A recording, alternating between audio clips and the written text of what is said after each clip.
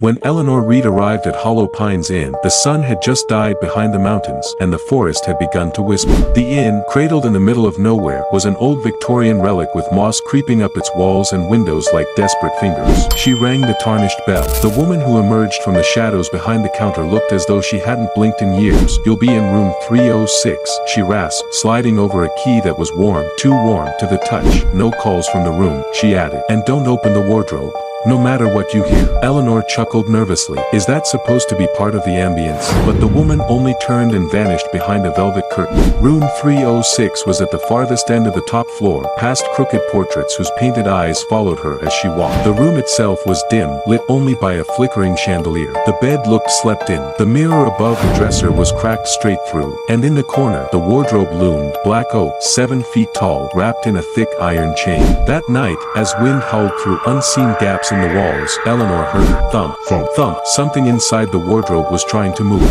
At 2:44 a.m., the chain unwound itself. She sat frozen in bed as the door slowly creaked open, revealing nothing but pitch. Then something clicked, like bone against wood. Something long and jointed stepped out, not walking, unfolding. It was tall, faceless. Its skin was gray, wet, and paper-thin, stretched across bone like old parchment. In one hand it held a necklace, a small gold locket Eleanor hadn't seen since her sister vanished during their stay at a forest lodge 15 years ago. The creature didn't attack. It only pointed to the wardrobe, slowly, insistently. A soft voice, like her sister's, whispered from within, "Eleanor, you left me here." She stepped forward, against every instinct screaming to run. She peeked inside. She was gone by morning. The only sign she'd ever been there was her suitcase, neatly zipped, and a second name carved into the wardrobe's door beneath the first, Clara Reed, Eleanor Reed, and below that, space for one more.